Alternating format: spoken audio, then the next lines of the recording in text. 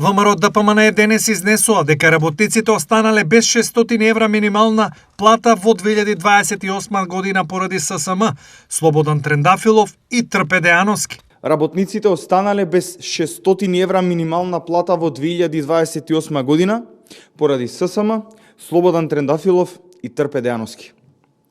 Политичката заробеност на ССМ од страна на СДС се покажува на дело. Дека на Слободан Трендафилов и Трпе Дејановски, како и ССМ како синдикат, не име грижа за работниците, се докажува по тоа дека одбиле 40% изголемување на платите за административните службеници или минимум во бројка над 10.000 денари за само 2 години од денес. Од друга страна, опозицијскиот лидер Венко Филипче за минималната плата изјави: Ние подготвивме нови законски решенија кои што ќе ги поднесеме во собранието. Прво, предлог на закон за измени на законот за минимална плата, при што предлагаме зголемување на минималната плата во вредност од 600 евра во нето износ, како и замрзнување на платите на функционерите.